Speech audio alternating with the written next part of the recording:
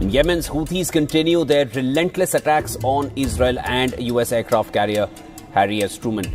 2 days after Israel attacked Hodeidah in response to the Houthi strike on Ben Gurion Airport in Israel, Houthis have now claimed to have launched a drone attack on Israel's Ramon Airport. What if I told you that 15 silent, unblinking eyes appeared on the horizon, not as a wave, but as a whisper? A coordinated dance of impending doom aimed squarely at the heart of your steel world. And what happened next didn't just shock. The crew, it sent a jolt through the very foundations of naval warfare. Life aboard the USS Indomitable, a name chosen to inspire.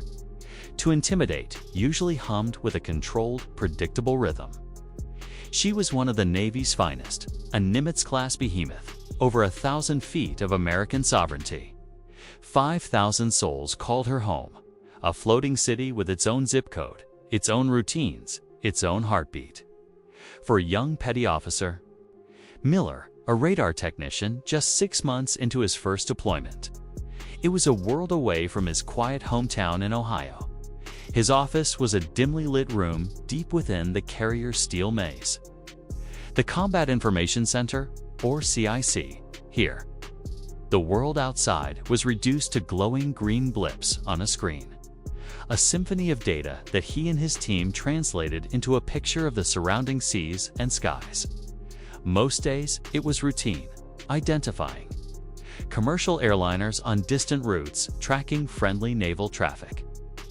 The occasional blip that turned out to be a pod of dolphins confusing the sonar. There was a comforting monotony to it, a sense that the Indomitable, with its fleet of FA-18 Super Hornets, its early warning aircraft, and its bristling array of defensive missiles and guns, was the apex predator of this watery world. Nothing, it felt, could truly touch them.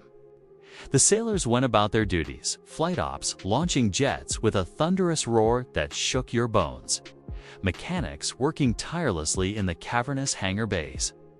Cooks serving up thousands of meals. Navigators charting courses through. A vast, indifferent ocean. There was a sense of pride, of course, but also a deep-seated confidence that bordered on invincibility. This ship was a fortress. That Tuesday morning started like any other. The sun climbed a hazy sky, painting the calm waters of the Arabian Sea in hues of gold and blue. On the bridge, Captain Eva Rostova, a woman who had shattered more than one. Glass ceiling in her ascent to command, sipped her coffee, her eyes scanning the horizon with a practiced gaze. Below deck, Miller was tracking a routine patrol flight. Suddenly, a new contact appeared on his screen, small, unidentified. Then, another and another. Within minutes, his screen was painting a picture that made the hair on the back of his neck stand up. Not one, not two, but 15 distinct, small contacts. Moving in a loose but discernible coordinated formation, closing in on the carrier group from the east. They weren't commercial aircraft. Their flight profile was too low, too erratic. For that, they weren't military jets. They were too slow, their radar signature too faint, almost ghost-like. Miller's voice, usually calm, cracked slightly as he reported. CIC to bridge. Multiple unidentified air contacts, bearing 090. Range 50 miles, closing. Classification, unknown. Possibly, drones, ma'am. 15 of them. A hush fell over the normally bustling CIC. 15 drones. Out here, the word swarm wasn't spoken, but it hung heavy in the air. A cold, unwelcome premonition. This wasn't in the usual playbook. Captain Rostova felt a knot tighten in her stomach. Drones, not the sophisticated, multi-million-dollar Reapers or global hawks they were used to tracking. These signatures suggested something smaller, cheaper, perhaps even expendable. But 15 of them, moving with purpose. That spelled intent. General quarters, general quarters. All hands man your battle stations. Her voice, firm and unwavering, boomed through the ship's intercom, instantly shattering the morning's tranquility. The ship's klaxon blared. a jarring, urgent cry that sent sailors scrambling through passageways. Steel doors slamming shut, the ship transforming from a city at sea to a bristling weapon of war. On the flight deck, pilots sprinted to their jets, ground crews swarming around them, arming missiles, fueling engines. Deep within the Indomitable, Miller's fingers flew across his console, trying to get a clearer read on the approaching swarm. Their speed was increasing. They were small, yes, but they were also numerous, and their radar cross-section was infuriatingly tiny, making them difficult to lock onto with conventional systems designed to track much larger, faster threats. The shock wasn't from an explosion, not yet. It was the dawning, chilling realization, the Queen of the Seas. This monument to naval power was being stalked by a pack of what looked like glorified model airplanes, and they were uncomfortably close to becoming a very real, very new kind of problem. The invincibility felt a little less certain now. Young sailors, barely old enough to vote, donned flash gear, their faces grim. The training scenarios they'd run 100 times, suddenly feeling terrifyingly real. This wasn't a drill. The next few minutes stretched into an eternity. Each second, thick with a tension you could cut with a knife. The Indomitable and her escorting destroyers and cruisers formed a defensive perimeter. Their advanced radar systems, now fully active, painting the approaching swarm in starker detail. "Contact's now 20 miles, ma'am," Miller reported. His voice tight, still maintaining formation. Speed increasing. Captain Rostova gripped the edge of her command chair. Engage defensive systems. Prioritize closest threats. Launch the CAP Combat Air Patrol. 2 FA-18s already on high alert. Catapulted off the deck with a deafening roar, streaking towards the incoming blips. On the screens in CIC, the world became a chaotic dance of symbols and vectors. The ship's phalanx CIWs rapid firing. Gatling guns designed as a last line of defense began to track, their barrels spinning with an ominous whine. Surface-to-air missiles were armed and ready on the escort ships. The entire carrier strike group was a hornet's nest, poked and prodded into a furious response. But the drones were agile, and their numbers were the real weapon. For every one the Super Hornets engaged, or a destroyer targeted with a missile, others seemed to slip through the initial defensive screen, jinking and weaving. They weren't firing missiles, not yet. Their intent seemed more insidious, to overwhelm, to confuse, to find a seam in the armor. One drone, then two, got dangerously close to the Indomitable herself. The CIWs erupted, spitting out a torrent of 20mm rounds, a desperate close-range barrage. Tracers lit up the sky.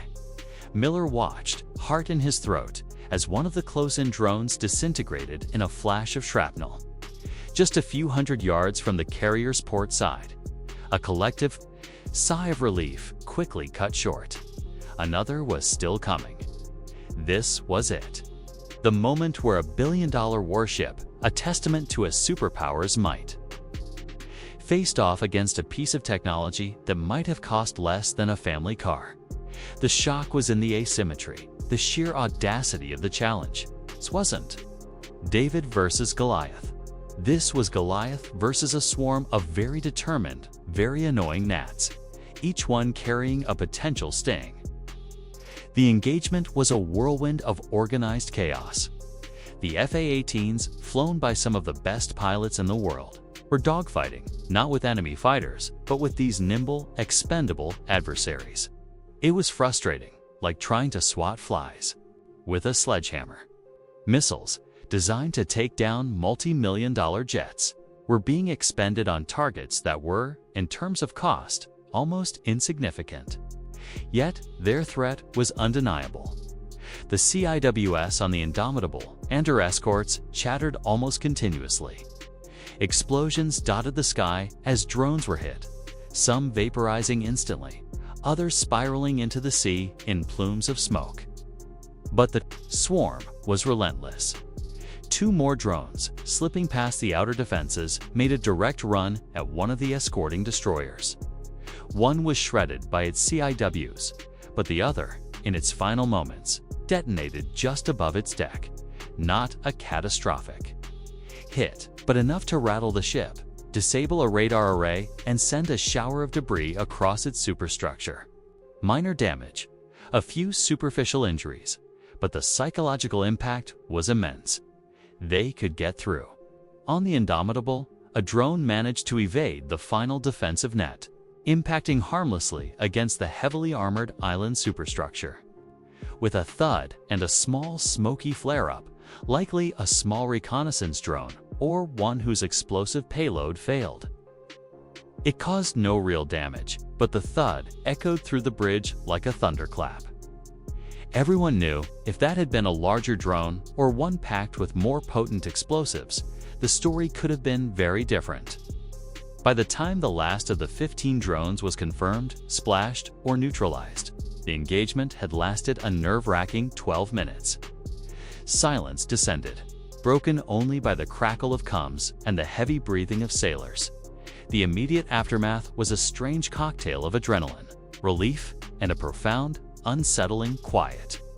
No one on the Indomitable was seriously hurt, and the damage to the strike group was minimal, superficial.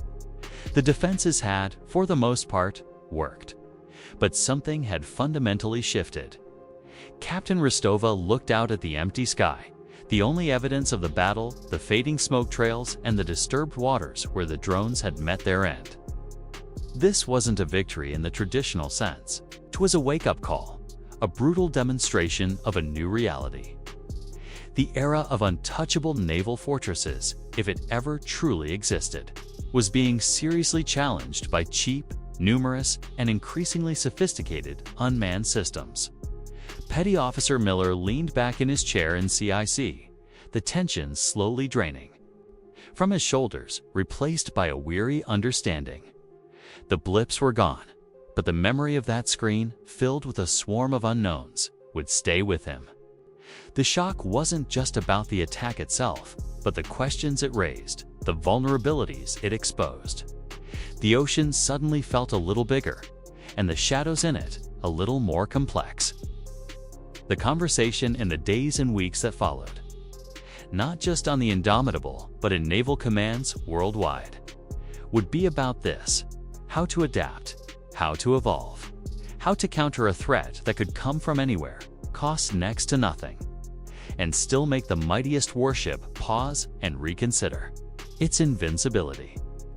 The age of drone warfare had well and truly arrived, and it had announced itself not with a bang against the hull, but with a persistent, unnerving buzz that signaled a profound change in the winds of war. This encounter, born from the rapidly evolving landscape of modern conflict, is more than just a tale of steel and silicon clashing over open water. It's a human story about the courage of sailors facing the unknown, the ingenuity of those who design these incredible machines of war, and the stark realization that even the most powerful among us must constantly adapt to a world that refuses to stand still. It's about understanding that the future of defense, and indeed conflict, is being rewritten before our very eyes, often by technologies that were science fiction only a decade ago. If this story, this glimpse into a high-stakes moment where technology and human nerve were tested to their limits, captured your imagination, or made you think about the ever-changing world we live in, then I'd love for you to join our community. Hit that like button if you found this engaging. Share it with someone who appreciates a good story backed by real-world shifts. And be sure to subscribe for more content that tries to connect us with the deeper narratives shaping our times. Your support helps us bring more of these incredible stories to light. Until next time, stay curious.